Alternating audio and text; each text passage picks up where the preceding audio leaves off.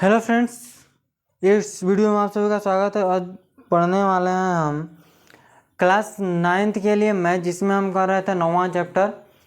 हम एक ही आधार और एक ही समांतर रेखाओं के बीच में हम आकृति के बारे में पढ़ रहे थे, जिसमें हमने प्रश्नावली 9.2 कंप्लीट कर चुका है।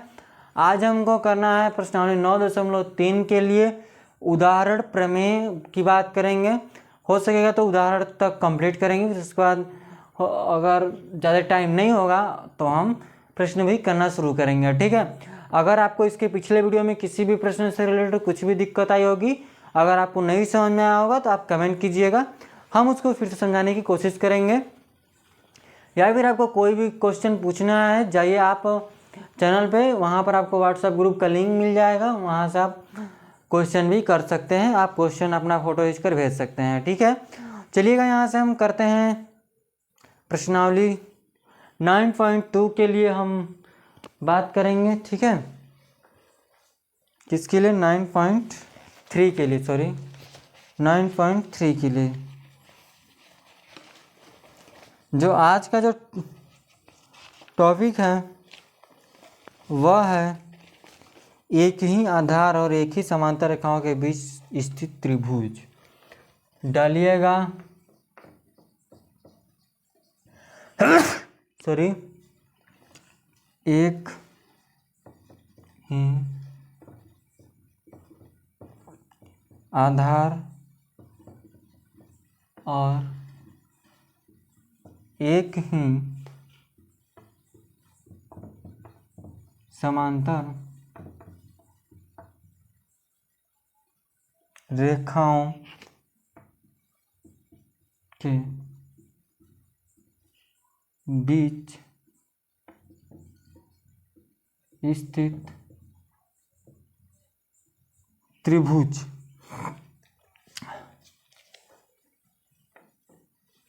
डायग्राम प्रमेय की बात करेंगे। ठीक है, प्रमेय क्या बोला है?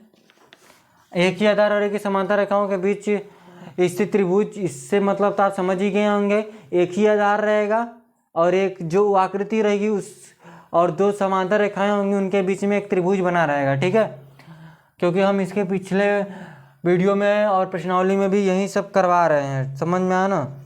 तो डालिएगा प्रमेय है 9.2, हमने 9.1 प्रश्न इसके पिछले प्रश्नावली में थे। बोला है कि एक ही आधार और एक ही समांतर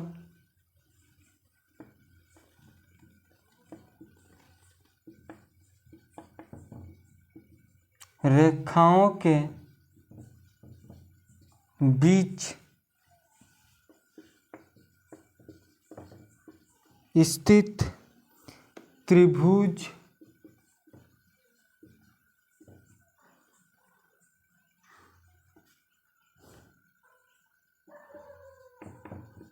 क्षेत्रफल में बराबर होता है। क्षेत्रफल में बराबर होता है। एक ही आधार एक ही समांतर रेखाओं के बीच स्थित त्रिभुज क्षेत्रफल में बराबर होता है, ये हमको सिद्ध करना है। तो देखिएगा हम बनाते हैं। ठीक है, एक ही आधार और एक ही समांतर रेखाओं के बीच स्थित त्रिभुज, एक आकृति बनाएंगे। ठीक है, इस तरह से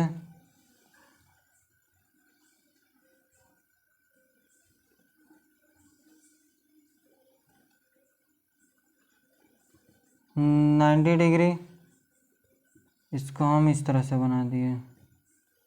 इसको नाम रखे A B C D, इसको N। ठीक है, तो कैसे करेंगे? हमने क्या माना, हल करेंगे। माना ABCD एक समांतर चतुर्भुज है जिसका एक जो विकर्ण है, विकर्ण क्या, AC है, जिसका विकर्ण AC है, ठीक है। फिर क्या लेंगे, फिर यहाँ से ले लेंगे कि जो AN हम लेंगे लंब किस पर, DC पर। तो यहाँ से हम क्या लिख सकते हैं कि हम इसको सिद्ध करते हैं ना, इसको ध्यान देखिएगा, हमने AN ले लिया DC पर लंब, तो यहाँ से हम त्रिभुज कौन कौन सा सिद्ध करेंगे, ध्यान से इधर देखिए, ठीक है। क्या लिखते हैं, त्रिभुज ADC सर्वांग सम सिद्ध करेंगे, त्रिभुज CBA को सिद्ध करेंगे किसके बराबर, ADC के। समझ में आना कैसे करते हैं, देखिएगा यहाँ से समरूप हमको सिद्ध करना है, लिखेंगे एरिया बराबर हमको सिद्ध करना है, तो एरिया ADC सर्वांग सम सिद्ध करना है एरिया CBA के। तो हम क्या लिखेंगे, ध्यान से देखिएगा, जो ADC है ना, हम इसके पिछले वीडियो में भी देखा है, इसलिए एरिया ADC जो है वो बराबर हो जाएगी हाफ किसके, ABCD के, किसके, ABCD के क्या हो जाएगी, बराबर हो जाएगी। आप यहाँ देखिए त्रिभुज ABCD इसके हाफ ABCD बराबर और क्या हो जाता है, ध्यान देंगे यहाँ से, तो यह किसके बराबर हो जाता है, AN गुणे DC, AN गुणे DC लिख सकते हैं इसको, तो लिखेंगे हाफ AN गुणे DC, ठीक है। हम ABCD को लिखते हैं, समझिएगा बात को, ठीक है। तो अब हम क्या हो जाएगा, जो एरिया है आपका ADC वो हाफ हो जाएगा AN मल्टीप्लाई DC संगत शीर्ष लंब। ये हमको क्या करना था, प्रूफ करना था, ठीक है। ये क्या करना था, ये हमको प्रूफ करना था, समझ में आया, यही हमको प्रूफ करना था कि ये क्या होगा, कि एक ही आधार और एक ही समांतर रेखाओं के बीच स्थित त्रिभुज का क्षेत्रफल बराबर होता है। ये जो त्रिभुज का क्षेत्रफल है इसके त्रिभुज के इसके क्षेत्रफल के बराबर हो जाएगा, ये हमको प्रूफ करना था, ये हमने प्रूफ कर दिया है। आगे चलिएगा, हम चलते हैं, उदाहरण है तीसरा है, ठीक है। उदाहरण तीसरा प्रमेय भी है 9.3, एक ही आधार वाले बराबर क्षेत्रफलों वाले त्रिभुज ही समांतर रेखाओं के बीच स्थित होते हैं, ये तो बिल्कुल बात है, ठीक है। तो लिखिएगा उदाहरण तीसरा, डालिए, ये आपको समझ में आ गया होगा, ठीक है। हम क्या कर रहे हैं, 9वां चैप्टर क्लास 9th के लिए है, ठीक है। आप भूलिएगा नहीं कि क्लास 9th का ही है, समझ में आया ना, यूपी बोर्ड वालों के लिए है। बेसिक से हम यहाँ पर इस चैनल पे पढ़ते हैं, यूपी बोर्ड वालों के लिए ही पढ़ते हैं हम, हिंदी मीडियम वालों के लिए, हिंदी में पढ़ रहे तो हिंदी मीडियम वालों के लिए ही है। NCERT बेस किताबें NCERT की ही है, तो डालिएगा, यहाँ से इरेज करते हैं प्रमेय को,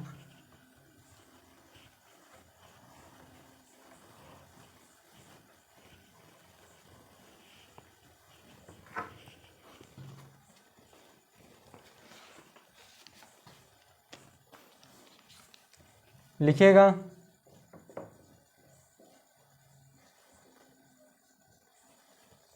उदाहरण तीसरा, लिखेंगे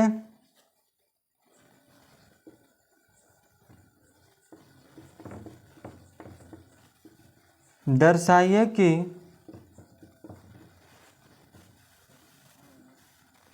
त्रिभुज है और त्रिभुज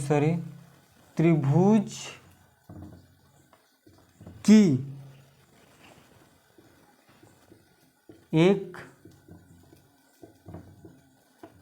एक माध्यिका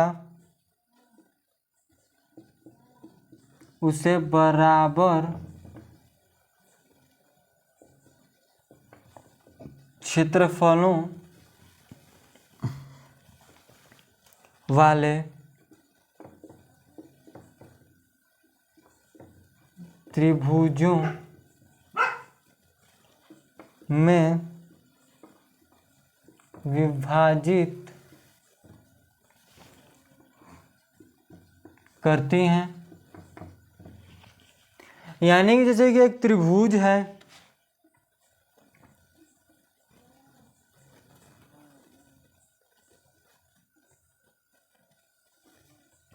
ये आपका त्रिभुज है ना, और जैसे कि एक त्रिभुज की एक माध्यिका उससे बराबर त्रिभुज वाले क्षेत्रफलों में बांटती है, तो हम क्या करेंगे, एडी एक माध्यिका हमने एक त्रिभुज लेंगे। देखिए ध्यान से देखिए, लिखेंगे हल, माना त्रिभुज ABCD है, माना त्रिभुज ABCD है, जो AD लेंगे, ध्यान से देखिएगा, ABC, और यहाँ से देखिएगा हम D लेंगे। जो AD है, जो AD उसकी एक माध्यिका है। क्या है? एक माध्यिका है। हमको दर्शाना क्या है?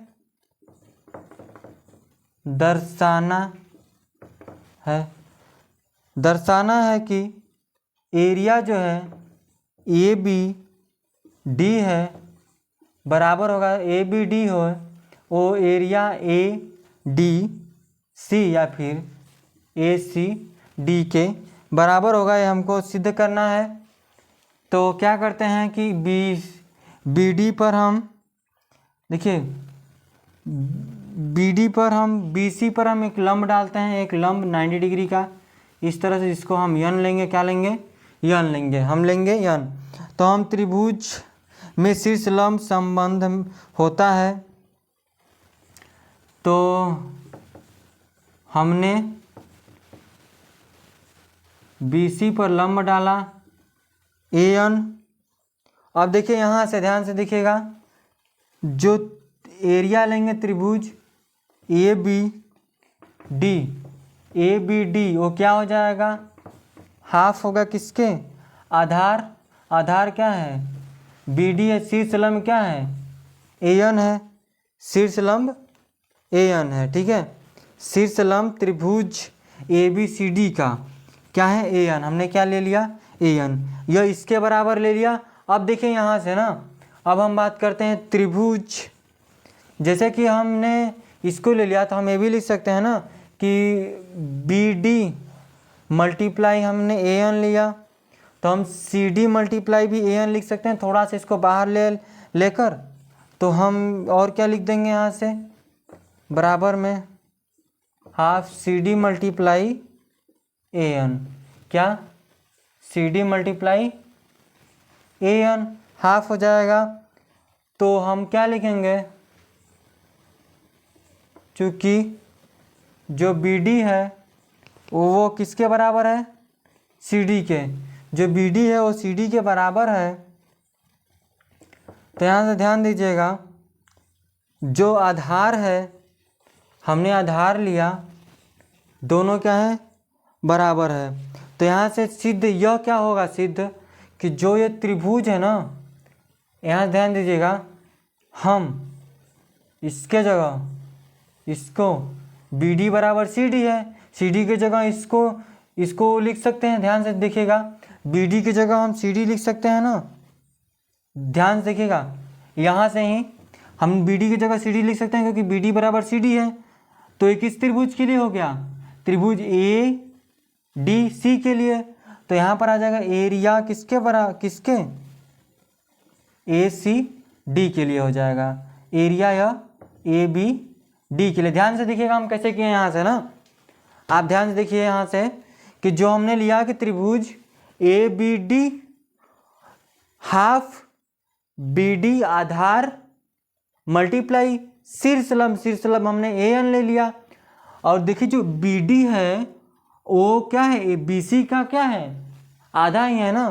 तो जो बी डी है वो बी सी का आधा है, तो हम बी डी बराबर हम सी डी लिख दिए, यानी कि बी डी की जगह पे सी डी लिख सकते हैं, लिख दिए सी डी।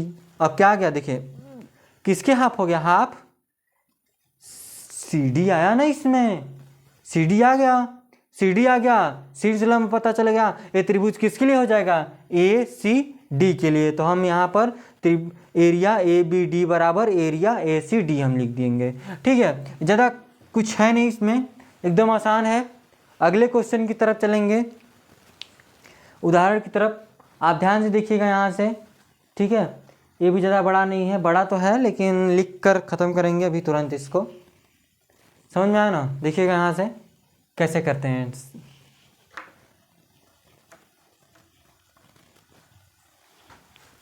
ये आपको समझ में आ गया होगा, ठीक है। ज़्यादा टफ क्वेश्चन उतना नहीं है कि आपको न समझ में आए। आप नहीं उतारे होंगे तो इसको आप उतारते रहिए, तब से हम उदाहरण लिखते हैं चौथा, ठीक है।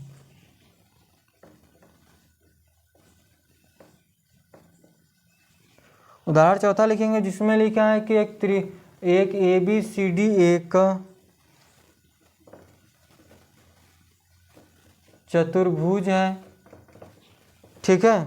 और जो बी ई है समांतर है ए सी के। तो इस प्रकार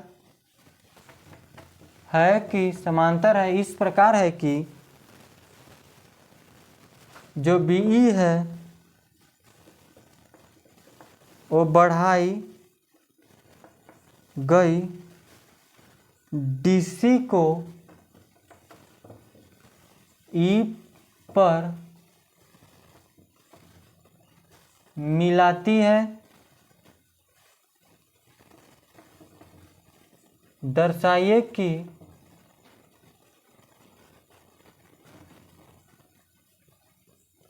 त्रिभुज ए डी ई का क्षेत्रफल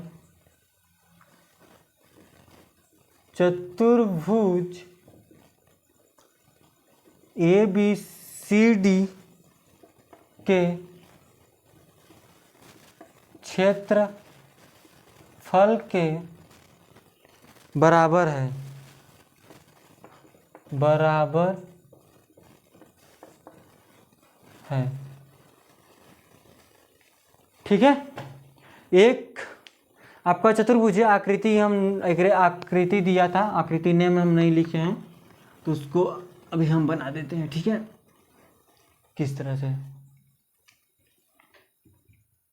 ऐसे है, फिर ऐसे है, फिर ऐसे है, फिर ऐसे है, कैसे है और क्या है, ए बी सी डी है और इसमें कई तो घिंच पेच किया है, ऐसे है, ये ऐसे है, फिर आपका ऐसे है, तो इसमें सी भी है।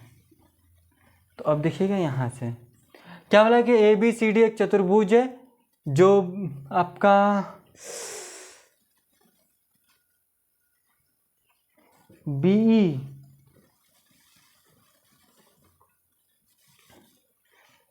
बीई समांतर है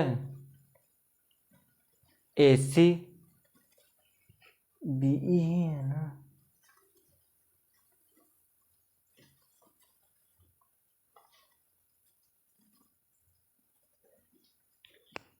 ओ नो, हम दो जगह सी लिखे हैं, यहाँ ई है। बीई जो है वो समांतर हम खींचे ए सी, इस प्रकार है कि जो बीई है बढ़ाई गई डी सी पर मिलाती है। दर्शाइए कि त्रिभुज ए डी ई का क्षेत्रफल चतुर्भुज ए बी सी डी के बराबर होगा। कैसे करेंगे देखिए, यहाँ से हम हल करते हैं तो लिखेंगे कि आकृति को ध्यानपूर्वक देखने के बाद, त्रिभुज बी ए सी कौन कौन सा, बी ए सी ये त्रिभुज और त्रिभुज ई ए सी एक ही आधार AC और एक ही समांतर रेखाओं AC और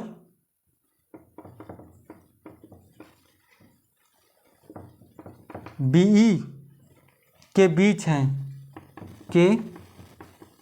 ध्यान से क्या, जो BAC है और EAC है एक ही आधार से हैं AC से, और एक ही समांतर रेखा AC और BE के बीच में है, बीच स्थित है।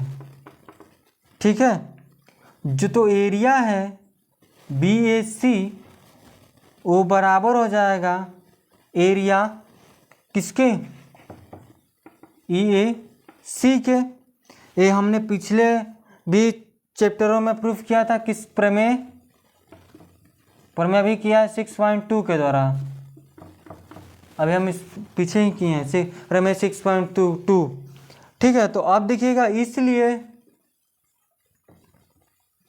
इसलिए लिखेंगे एरिया BAC प्लस एरिया, देखिए एरिया BAC प्लस हो जाएगा एरिया ADC बराबर में एरिया EAC प्लस हो जाएगा एरिया ये वाला BCA या फिर ADC। हम कौन कौन सा लिए ध्यान से देखिएगा, हम लिए BAC प्लस ADC यह वाला लिए, फिर उसके बाद हमने लिया त्रिभुज EAC प्लस ADC यह वाला आपने त्रिभुज लिया, ये हमने पूरा एक चतुर्भुज लिया है। ठीक है, तो अब देखिए हाँ, किस चतुर्भुज के बराबर सिद्ध करना है हमको, ABCD के ही सिद्ध करना है ना, ABCD के ही बराबर सिद्ध करना है। तो अब देखिए यहाँ से हम क्या लिखेंगे, एक ही क्षेत्रफल दोनों पक्षों में जोड़ने पर, एक ही क्षेत्रफल दोनों पक्षों में हम जोड़ रहे हैं तो क्या निकल कर आएगा, ध्यान से देखिएगा। यहाँ से देखिएगा BAC हो गया यह वाला, और ADC में क्या हो जाएगा, निकलेगा एरिया ABCD। ध्यान देखिएगा, हम ADC दोनों पक्षों में जोड़े हैं, दोनों में कॉमन की तरह है, तो हमने ADC जोड़ दिया। तो यहाँ से जब ADC जोड़ा और ये आपका BAC है, देखिए BAC यह इतना और ADC मिलाकर यहाँ से टोटल मिलाकर कितना हो गया ABCD। हमने क्या लिखा ABCD। अब देखिए यहाँ से EAC प्लस ADC किसके बराबर है, किसके बराबर, ADE के बराबर है, एरिया ADE। ये हमने प्रूफ कर दिया। ये हमको प्रूफ करना था कि एक त्रिभुज का क्षेत्रफल चतुर्भुज ABCD के बराबर होगा, ये हमको प्रूफ करना था, ये हमने कर दिया। ठीक है, तो ये उदाहरण हो गया आपका खत्म। अगले वीडियो में चलेंगे प्रश्नावली 9.3 की तरफ। समझ में आ गया आपको? इतनी बातें आपको क्लियर हो गई होंगी। ये हमने बहुत अच्छे से समझाने की कोशिश किया है। अगर आपको तब पर भी नहीं समझ में आ रहा तो एक दो बार वीडियो और देख लीजिए, फिर भी नहीं समझ आता है तो आप कमेंट कीजिएगा, ठीक है? तो हम इसको शॉर्ट वीडियो में समझाने की कोशिश करेंगे, या फिर आप इस क्वेश्चन को आप पूछ सकते हैं व्हाट्सएप ग्रुप में। जाइए आप चैनल पे आपको व्हाट्सएप ग्रुप का लिंक मिल जाएगा, वहाँ पर आप मैसेज कर सकते हैं कि सवाल नहीं आ रही तो हमको फिर वहाँ पर समझाने की कोशिश करेंगे, ठीक है? तो आज के लिए बस इतना रखेंगे। धन्यवाद।